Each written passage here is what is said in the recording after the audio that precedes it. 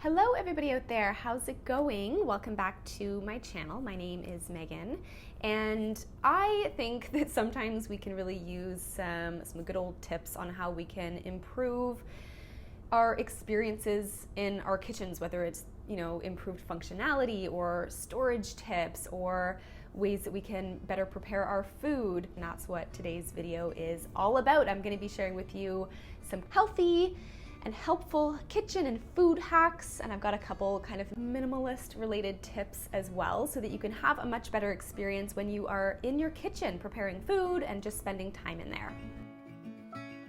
The first tip I'm going to share with you, I'm going to start really simple, and that is to wash your produce before you put it away into your fridge. That way it's ready to go and ready to eat. I definitely love doing this with fresh berries, things like grapes, when I buy leafy greens. Just wash them so that they're in your fridge and they're ready to eat, and you don't have to worry about washing them each time you want to use them. Storing certain fresh vegetables and herbs in water is also a great way that we can preserve the life of certain kinds of fresh produce. So this is particularly useful for things like kale, even asparagus, and bunches of herbs.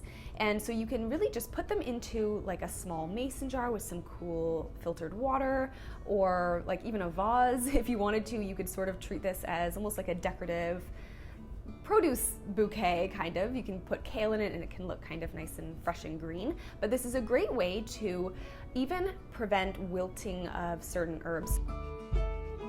Keeping a bowl of fruit in your kitchen, whether on your countertop or on your table, or if you have a kitchen island, is a great way to eat these things much more easily because they're right there, they're visible, they're top of mind, and it's also a great way to add some color to your kitchen too, kind of like a two-in-one decoration centerpiece, but also has a functional component to it too, because we're actually making use of those fruits. I always have a bowl of fruit, mixed fruit, on my counter or on my table, whether it's bananas or apples. Sometimes we'll have navel oranges or kiwi. My next tip is one that you're probably very familiar with, perhaps, and that is to freeze really, really ripe bananas instead of getting rid of them or composting them. Just freeze them, and they're great in smoothies. They're great for making a dairy-free ice cream. Peeling them will help to make life so much easier than if you put a banana in the freezer that has the skin on it. It's just really hard to peel once it's frozen. So peel them first. You can even break them up into pieces and then put them into some containers or baggies. I mean, you can do this with any type of fruit or vegetable, really. If you have anything in your fridge that you're noticing that you're just not using up quick enough, chop it up and put it in the freezer, just like you would buy frozen fruit or vegetables. Which brings me to my next tip here, and that is to harness the power of silicone zip-up bags. I recently got my hands on a couple of these. They're from the company Stasher, and they're reusable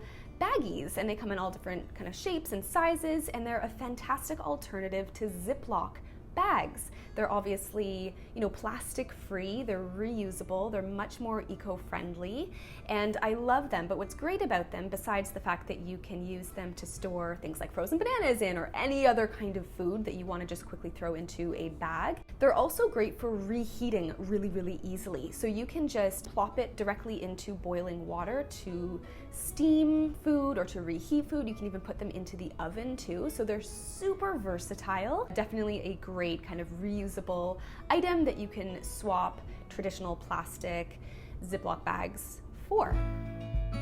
Another great storage item that I've talked about a number of times in some of my videos are using glass food storage containers instead of your traditional plastic ones. So this is great for a number of different reasons. One, they're very versatile, so they're great for reheating food, but also great because they don't contain plastic, which is not only not good for our environment, but also not good for our health to be consuming food that is being stored in plastic, especially if it's being reheated in plastic. So glass food storage containers are great. They also tend to be very long lasting. Also really good for meal prepping too. So I'll leave a link below to some of my favorite glass food storage containers that I like to use all the time. Another thing that I like to use and that I highly recommend that you also try to use more often is parchment paper instead of aluminum foil. I have used aluminum foil even like not that long ago, but I much prefer parchment paper. It is a much better alternative for us to use when we are baking, that sort of thing, as opposed to aluminum foil. Let's talk a little bit about how we can reduce odors in the kitchen. And something that you can do is to store your compost bin in your freezer. So this was something that I never did in the past, but that's what we do here in our apartment. Now it definitely depends on, like this might not work for everyone. It depends on the size of your compost bin, how much space you have in your freezer. Maybe you already have like an outdoor compost system going on, which is great.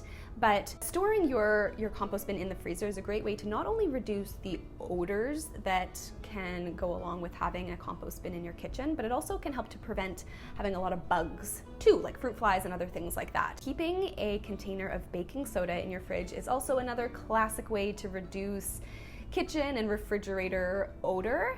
So baking soda is great because it's really good at absorbing odor. So you can just use one of those containers of baking soda that you can get from the store, replace it every few months or so, and it can really help to kind of cut back on odor. Now, of course, when it comes to smells and odors in our kitchen, ideally we want to be preventing that in the first place by clearing out our fridge pretty routinely and making sure that we don't have a whole bunch of moldy food or leftovers that are way at the back of our fridge. So something that you can do that can really help this is to keep leftovers toward the front of your fridge. This is going to make them much more visible, and you're going to be much more likely to use them up. So really make a point to use up leftovers as quickly as you can, and keeping them toward the front of your fridge will make it much more visible and easier for you to do. Cleaning as you cook is a great way to minimize the amount of clutter and mess that is occurring while you are cooking. So this is just a matter of simply putting ingredients away as you use them while you're cooking or baking. So if you're done with a certain spice or herb, put it back in your pantry. If you're finished with other sorts of ingredients, put them back in your fridge or your freezer. This will really help to make your sort of cooking experience a lot more streamlined and easier and less cluttered and messy. Now, I'm not always the best at this, but I definitely make an effort to do this. So something that I also really like to do is I'll just grab a bowl from my cupboard and use that as my little kind of veggie end bits bowl, and then I toss that into the compost when I'm done. But it just helps to keep your counter space sort of tidy as you're cooking, and it also helps to make cleanup a lot easier because you don't have stuff, sprawled out all over the place. Probably one of the best things that we can do to improve our kitchen environment is to not clutter up our countertop with a whole bunch of different kinds of appliances or knickknacks or tools, especially ones that we're not really making use of. Use this as an opportunity to kind of assess what you've got hanging out on your countertops that's taking up real estate, that is making your space a lot more cluttered. Even just assess what you don't even need to necessarily have to begin with.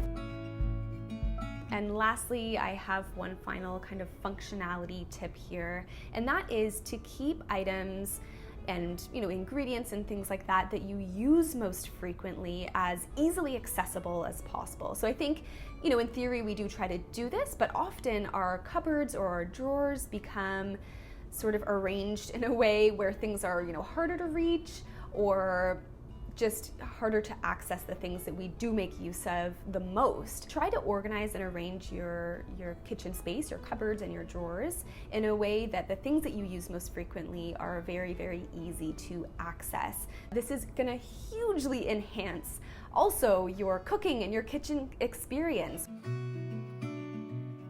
And that is it for today's video. I hope you found these tips helpful. I would love to hear from you if you have any other kitchen or food related hacks to make life easier in the kitchen. Leave them below. I would love to hear from you. And I also have to say, I'm actually really curious. Do any of you have this problem where you leave cupboard doors open all the time? Like I always leave cupboard doors open. I bang my head off of them and then I turn around and I'm like, oh my gosh, every door is open. Anyway, I'll see you guys in the next video.